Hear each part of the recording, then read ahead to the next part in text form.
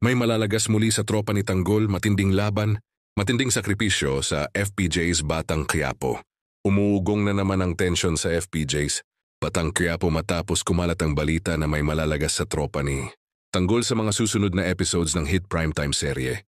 Habang papalapit na sa pinakamainit na yugto ng kwento, mukhang wala ng atrasan para kina Tanggol at sa kanyang mga kasamahan. Sa gitna ng mga habulan, putukan at pagtataksil, may mga karakter umanong magbubuwis ng buhay sa ngalan ng katapatan at hustisya.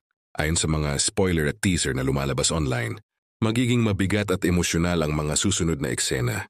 May ilan sa mga kasamahan ni Tanggol na masasaktan at mawawala. At ito ang magbibigay daan sa bagong direksyon ng kwento. Si Enteng, na matagal nang nakasama ni Tanggol, ay isa sa mga pinag-uusapan na posibleng malagas o masakripisyo sa gitna ng laban. Maraming tagahanga ang nagulat sa posibilidad na ito dahil kilala si Enteng bilang puso ng tropa. Tapat, palatawa at laging handang tumulong. Maraming netizens ang naglabas ng kanilang emosyon online. Matapos kumalat ang chismis, wag naman si Enteng. Siya ang nagbibigay ng saya sa tropa. Kung may mawawala man, siguradong mas titindi ang galit ni Tanggol. Sa direksyon ni Coco, patuloy ang Batang Quiapo sa pag-angat bilang isa sa mga pinakamatagumpay na teleserye ng ABS-CBN.